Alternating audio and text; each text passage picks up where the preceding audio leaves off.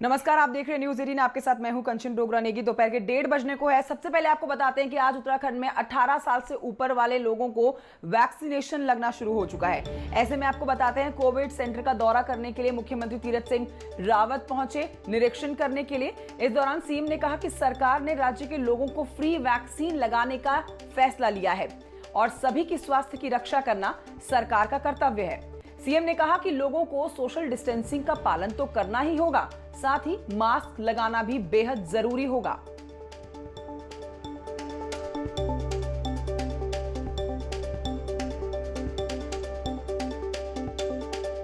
माननीय प्रधानमंत्री जी ने 18 वर्ष से लेकर के 45 वर्ष के आयु के नौजवानों को, बहनों को वैक्सीन लगाने का बात किया, तो उसमें हम लोग आगे बढ़े हैं और हमारी सरकार, मैं कह सकता हूं कि पहला निर्णय लेने वाली होगी। अब तो सभी ने लिया है। 50 लाख से ऊपर की संख्या ऐसा युवा युवतियों की होती है, उनको हमने फ्री वैक्सीन लगाने का एक काम किया है, जिम्मा लिया है। आगे बढ़ते हैं, आपको बताते हैं कि मुख्यमंत्री तीरथ सिंह रावत का बयान आज सामने आया है। 18 साल से ऊपर के लोगों को आज से वैक्सीनेशन लगना शुरू हो चुका है उत्तराखंड में। इस बीच सीएम कहते हैं कि जिले के बॉर्डर में सख्ती के निर्देश देखे जा रहे हैं। आज से सख्ती से कोविड कर्फ्यू शुरू हो चुका है और ऐसे में हर जगह इस सख्ती का असर देखने को मिल रहा है। मुख्यमंत्री तीरथ सिंह रावत का कहना है बिना आरटीपीसीआर के एंट्री नहीं होगी कहीं पे भी। सब बॉर्डर्स पर आरटीपीसीआर रिपोर्ट नेगेटिव दिखाना अनिवार्य है। आज से सख्ती बढ़ी है और सब जगह इस सख्ती का असर भी देखा जा रहा है। ऑक्सीजन को लेकर सीएम ने कहा कि प्रदेश में ऑक्सीजन की कोई कमी नहीं है। स्टेट के बॉर्डर पे तो हमने सख्ताई की है, और लेकिन जिले के बॉर्डरों में भी सख्ताई हो। जो बाहर से आ रहे हैं प्रवासी, बिना आरटीपीसीआर के नेगेटिव के वो अंदर नहीं आ पाएंगे। ये उनके लिए भी किया, अभी तक नहीं था, और उनको ऑनलाइन उनको भी रजिस्ट्रेशन कराना पड़ेगा। फिर अपने ज़िले, अपने गांव में जाना पड़ेगा। गांव में जब जाएंगे तो डिस्ट्रिक्ट से ही गांव प्रधान को, वहाँ के पटवारी को बता दिया जाएगा, और क्वारंटीन यदि उस स्थिति में हो तो क्वारंटीन में रहेंगे, नहीं तो हम क्वारंटीन रहेंगे। हम आपको बताते हैं कि आज से सख्ती के साथ कोविड कर्फ्यू लागू हो चुका है उत्तराखंड में। इस बीच पुलिस प्रशासन का पूरी तरह से दावा है कि सख्ती के साथ पालन करवाया जा रहा है लोगों से, लेकिन जो तस्वीरें सड़कों से देखने को मिली है वो रोज दिनों की तरह ही है। लोगों की आवाजाही बेवजह नजर आई, साथ ही गाड़ियों का आना जाना भी भारी भरकम संख्या में देखा गया।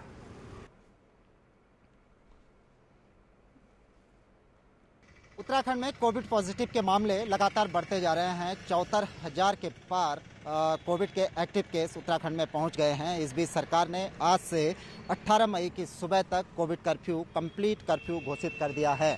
लेकिन आप देखेंगे सड़कों के नज़ारे कि लगातार लोगों की आवाजाही बनी हुई है। कहीं से भी आप ये अंदाज़ा नहीं लगा सकते कि उत्तराखंड में या देहरादून में कोविड कर्फ्यू घोषित किया गया है। सड़कों पर निरंतर वाहनों की आवाजाही है, लोगों की आवाजाही है।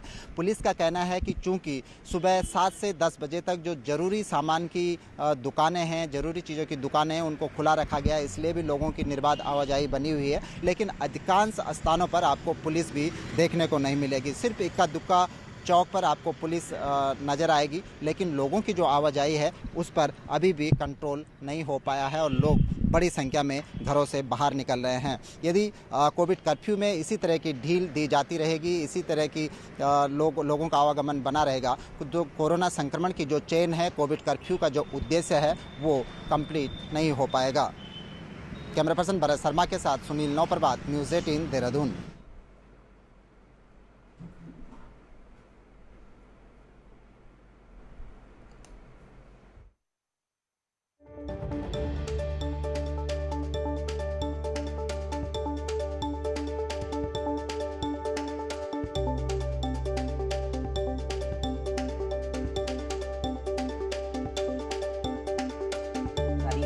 और सुबह 7 बजे से 10 बजे का समय है जब दुकानों को खुलने की अनुमति दी गई है। बावजूद इसके लोग बेवजह घूमते हुए नजर आ रहे हैं। आप तस्वीरें देख रहे हैं यहाँ पर कि लोग बेवजह घरों से बाहर भी निकले हैं और लोगों का आना जाना जब पुलिस ने रोकने की कोशिश की तो पुलिस को बेढंगे से जवाब देते हुए ये लोग नजर आए, पुलिस के साथ उलझते हुए भी नजर आए, बहस करने को उतारू हो गए। ऐसा ही एक मामला देहरादून से सामने आया जब पुलिस ने घंटा घर पर पुलिस ने स्कूटी सवार एक युवक को रोका और उसका चालान करने की बात की तो युवती का पारा हाई हो गया और पुलिस के साथ ये युवती बदसलूकी करने लगी।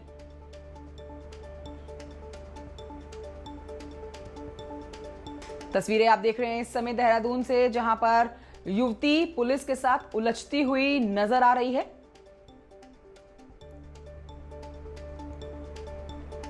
राजधानी देहरादून की तस्वीरें आप देख रहे हैं। सुबह 7 से 10 बजे का जब समय था दुकानों के खुलने का, तो एक तरफ लोगों की भारी भरकम भीड़ भी सड़कों पर उतरी थी और जब पुलिस ने इनको रोका, जिनमें से एक महिला ये भी थी जिनसे पूछा गया किस वजह से घर से बाहर निकली हैं, चालान काटा जाएगा बेवजह घर से बाहर निकलने पर। ऐसे में युवती देखी किस तरह से पुलिस वालों के साथ बहस करने को उतारू हो गई और बदसलूकी भी पुलिस से की गई इस युवती के द्वारा।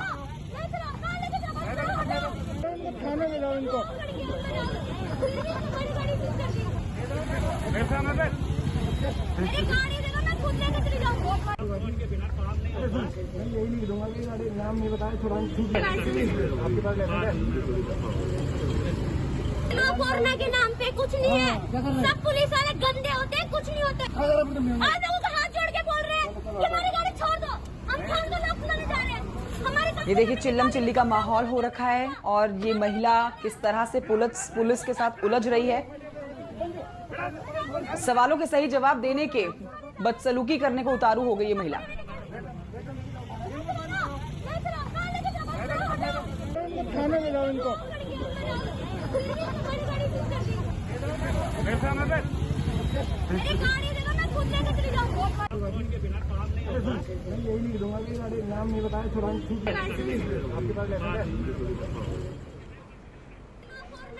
मेरे सहयोगी सत्येंद्र बर्तवाल इस समय जुड़ गए हैं और जानकारी के साथ। सत्येंद्र बर्तवाल, हम तस्वीरें देख रहे हैं, बेहद चौंकाने वाली तस्वीरें हैं। ये महिला कौन है और ऐसा क्या इस महिला ने जवाब दिया पुलिस को कि पुलिस के साथ उलझती हुई नजर आ रही है? बिल्कुल कंचन, ये बड़ा गंभीर मामला आज देहरादून के घंटाघर पर देखने को मिला, क्योंकि कोविड कर्फ्यू का समय 10 बजे से शुरू हो गया था और ये महिला करीब 11:30 बजे घंटाघर चौक पे पहुंची जब पुलिस ने इनकी स्कूटी को रोका और इनसे पूछा गया कि आप किस कारण से निकले हैं। तो ये महिला सिर्फ ये कहते हुए पुलिस से उलझ रही थी कि उनको जाने दिया जाए, उनको छोड़ दिया जाए, क्योंकि उसे अपने मोबाइल में रिचार्ज करना है, उसका मोबाइल का लॉक हो गया है, उसे ये सही करना है। ये महिला ये बहाने बनाती हुई जब पुलिस के पास गई तो पुलिस ने इसे समझाया। जब पुलिस इनको समझा रही थी तो महिला का पारा इतना हाई हो गया कि महिला पुलिस से बदतमीजी करने लगी। यहाँ तक स्थितियां बनी कि पुलिस को ये महिला गाली गलौज तक करने लगी। उसके बाद पुलिस ने इस महिला का चालान किया। बकायदा ये बताया जा रहा है कि अभी पुलिस ने थाने में इसको लेके गए हैं और इन पे कार्रवाई भी सख्त पुलिस कर रही है। ठीक है जी, सत्येंद्र बर्तवाल, बहुत शुक्रिया आपका जानकारी के लिए। बढ़ते हैं आगे, अल्मोड़ा की तस्वीरें अब आपको दिखाएंगे। आज पूरे राज्य में कोविड कर्फ्यू सख्ती के साथ लागू किया गया है। 7 से 10 बजे का समय है जब सब्जियों की दुकानों को खोलने की परमिशन दी गई है। ऐसे में आपको दिखाते हैं अब तस्वीरें अल्मोड़ा की, जहां पर 7 से 10 बजे तक सब्जी की दुकानें खुली और उसके बाद पूर्ण कर्फ्यू लगा दिया गया। में कोरोना कर्फ्यू का व्यापक असर देखने को मिल रहा है। बाजार पूर्ण रूप से बंद हैं, 10 बज गए हैं और आप मेरे पीछे देख सकते हो कि बाजार बंद होने लगी है। सब्जी की ही दुकानें यहाँ पर खुली हुई थी। कुछ लोग हालांकि अभी भी जो है सोशल डिस्टेंस का पालन नहीं कर रहे हैं और कुछ लोग मास्क भी नहीं लगा रहे हैं। किशन जोशी, न्यूज़ 18 अल्मोड़ा। चंपावत से खबर है, जहां पर 18 साल से ऊपर के आज लोगों को पूरे राज्य में कोविड वैक्सीनेशन लगना शुरू हो चुका है। हम आपको बताते हैं कि 18 साल से ऊपर 44 साल के युवाओं को कोविड वैक्सीन लगाने के लिए कोविड सेंटर बुलाया गया। आज से कोविड वैक्सीन लगाने के लिए लोहाघाट GIC में सुबह 8 बजे से लगी लाइन में लोगों के 11 बजे तक वैक्सीन लगाने वाली टीम के ना पहुंचने के बाद गुस्सा देखा गया। कोविड वैक्सीन ना पहुंचने से लाइन में खड़े लोग नाराज हुए। उनका कहना है कि वैक्सीन लगाने के लिए 10 मई को भी बुलाया था, लेकिन वैक्सीन सेंटर बंद था। कोविड की दूसरी लहर को रोकने के लिए प्रशासन और सरकार ने जहां पीछे बीते 10 तारीख को एक कोविड वैक्सीन लगाने का काम किया था 18+ के उम्र के लोगों को, आज लोहाघाट में भी इन्हें वैक्सीन लगनी थी। लेकिन सुबह 9 बजे का जो स्लॉट इनको दिया गया था उसके बाद यहाँ पर भीड़ तो है, लेकिन स्वास्थ्य महकमे की जिन्हें कोविड वैक्सीन लगानी थी वो टीम यहाँ पर नहीं है। तो भाई साहब आप कहाँ से आए, क्या क्या दिक्कत हो रही है, आप क्या कहते हैं? सर हम खेती खान से आए हुए हैं इधर। मैंने कल स्लॉट बुक किया था तो 9 बजे का स्लॉट था, तो 8:45 पे हम इधर पहुंच गए थे। तो उसके बाद से यहाँ 9:45 बजे से अभी 11 बजने को है, न यहाँ स्वास्थ्य विभाग का कोई कर्मचारी है, न कोई है, न कुछ है। और इतनी सारी भीड़ है, ऐसी भीड़ में हमारे लिए भी तो रिस्क है, क्या पता किसको कोविड है किसको नहीं है। आप किस टाइम पे आए हैं और आप क्या कहते हैं? हम सुबह 8 बजे से खड़े हैं यहाँ लाइन में। यहाँ कुछ व्यवस्था नहीं है, एक सैनिटाइजर तक नहीं है यहाँ। अब स्वास्थ्य विभाग की बहुत बड़ी लापरवाही है। ये देखिए इस तरीके की एक लापरवाही अगर आप देख रहे होंगे मेरे पीछे, इस तरीके की जो भीड़ है ये आपको बता रही होगी कि ये सुबह 9 बजे यानी जो इनका स्लॉट बुक था उसके बाद इन्हें कोविड वैक्सीन लगनी थी, लेकिन अभी 11 बजने को है, लेकिन स्वास्थ्य महकमे की टीम यहाँ पर कोविड वैक्सीन लेकर नहीं पहुंची है। हालांकि इस मामले में कोई भी अधिकारी कुछ भी कहने से बच रहा है। कोरोना महामारी की दूसरी लहर में पूरे देश में ऑक्सीजन सिलेंडर की कमी देखने को मिल रही है। ना सिर्फ ऑक्सीजन सिलेंडर्स बल्कि ऑक्सीफ्लो मीटर्स की भी कमी देखने को मिलती है। आपको दिखाते हैं देहरादून की एक रिपोर्ट जहां के युवाओं ने इसका एक देसी जुगाड़ ढूंढ निकाला है। देखिए रिपोर्ट। कोरोना की दूसरी लहर में बाजारों से ऑक्सीजन फ्लो मीटर इस समय गायब दिख रहे हैं और साथ ही कई जगह इसकी कालाबाजारी भी जमकर हो रही है। लेकिन इसके बीच ऑक्सीजन फ्लो मीटर की समस्या को दूर करने के लिए दून के कुछ युवकों ने देसी जुगाड़ से ऑक्सीजन फ्लो मीटर तैयार किया है। युवकों ने एक नोजल और पानी की बोतल से ऑक्सीजन फ्लो मीटर तैयार किया है, जिसकी लागत केवल 1200 रुपए बताई जा रही है। वहीं युवकों का कहना है कि उनके देसी जुगाड़ से एक सिलेंडर से 5 से 6 लोगों को ऑक्सीजन दी जा सकती है। तो हमने ये कंसेप्ट तैयार किया बॉटल से या इससे वेंटिलेटर से ये पाइप इसमें बॉटल में कनेक्ट करके और बॉटल में एक ये आउटलेट बना के इससे हम पेशेंट को ऑक्सीजन दे रहे हैं। और इससे प्रेशर भी हमारा ये चेक होता है कि 1 किलो के प्रेशर में देनी है या 2 किलो के प्रेशर में देनी है। युवकों के बनाए देसी ऑक्सीजन फ्लो मीटर का उपयोग दून के पुलिस लाइन में हो रहा है। दून पुलिस लाइन इंचार्ज का कहना है कि उनको बाजार में ऑक्सीजन फ्लो मीटर नहीं मिल रहा था, लेकिन इस देसी ऑक्सीजन फ्लो मीटर से पुलिस लाइन में बने अस्पताल की समस्या दूर हो गई है। देखिए अभी जिस तरीके की स्थिति पूरे देश में चल रही है, अगर हम उसको देखें तो फ्लो मीटर अवेलेबल नहीं है, इतनी ज़्यादा डिमांड है। और तो उसमें ये देखा गया कि जो ये हमारे जो वॉलंटियर्स हैं इनको हमने रिक्वेस्ट किया कि भाई कुछ ऐसा तरीका निकालें जिससे कि हमारे पास सिलेंडर्स तो हैं, वॉल भी हमारे पास आ गए इंडस्ट्रियल, लेकिन फ्लो मीटर नहीं था।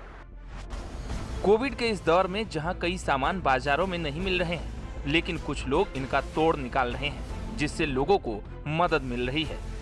न्यूज़ 18 के लिए देहरादून से सत्येंद्र बर्तवाल की रिपोर्ट। खबर रुड़की से है, जहां पर ईद के त्योहार पर पुलिस प्रशासन पूरी तरह से सख्त मूड में नजर आ रहा है। पुलिस प्रशासन ने मुस्लिम धर्मगुरुओं के साथ बैठ के बातचीत की है। साथ ही कहा गया है कि ईद की नमाज कोविड गाइडलाइन के हिसाब से ही की जाएगी। मस्जिदों और ईदगाह में 5 लोग ही एक साथ ईद की नमाज अदा कर पाएंगे। ईद की व्यवस्थाओं को लेके सभी थाना स्तर पर हम लोगों के द्वारा मीटिंग करी गई थी, जिसमें जितने भी मुअज़्ज़िज़ लोग हैं उनसे वार्ता की गई थी, बात की गई थी। इसमें भीड़ को अनावश्यक रूप से न बढ़ने देने के लिए हमने इनसे बोला था कि भाई किसी तरीके से जो भी टाइमिंग है। Welcome back. आइए बात करते हैं मौसम के मिजाज की, जो आने वाले दिनों में प्रदेश में पूरी तरह से करवट लेने वाला है। हम आपको बताते हैं कि देहरादून मौसम विभाग केंद्र ने मॉनसून सीजन से पहले ही पहाड़ों में विशेषकर गढ़वाल मंडल के संवेदनशील जिलों में भारी बारिश का अलर्ट जारी किया है। डीआईजी गढ़वाल मंडल नीरू गर्ग ने एसडीआरएफ टीमों को भी विशेष अलर्ट मोड पर रहने के आदेश दिए हैं।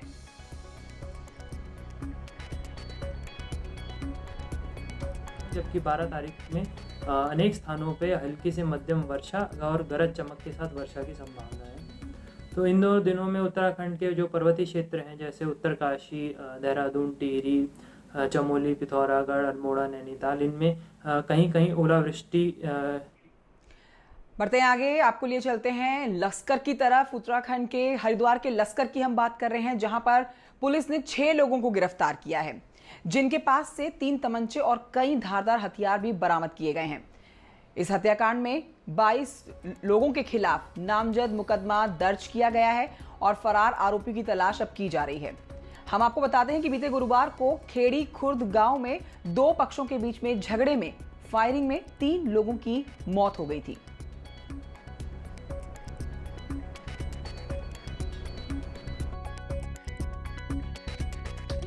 पुरानी रंजिश के तहत लाठी, डंडे, तलवार और गोलियां चली थी। और इसी में जब पूरे मामले का प्रकरण को हमने दिखवाया था और जो घायल थे उसमें से 3 लोगों की मृत्यु उस टाइम पे हो गई थी। और इस मामले में हमने 60 टीमों का गठन किया था जो विभिन्न जगहों पर जिन्होंने छापामारी लगातार जिसमें दिन रात काम करके अभी जो मुख्य आरोपियों में आस मोहम्मद और जुल्फिकार समेत लगभग आधा दर्जन लोगों को हमने गिरफ्तार कर लिया है। बढ़ते हैं आगे, बाबा केदारनाथ की अब बात करते हैं। बाबा केदारनाथ की पंचमुखी उत्सव डोली की हम बात कर रहे हैं, जिसमें कई दिनों से चल रहा है कि बाबा केदारनाथ की पंचमुखी उत्सव डोली केदारनाथ प्रस्थान को लेकर आखिरकार प्रशासन और हकूकधारियों के बीच में सहमति बन चुकी है। इस साल बाबा केदारनाथ की उत्सव डोली परंपरा अनुसार तय समय पर विधि विधान के साथ ही केदारनाथ धाम को वाहन से प्रस्थान करेगी और रास्ते में भक्तों को कोविड नियमों के तहत ही दर्शन और पूजन करने की अनुमति है।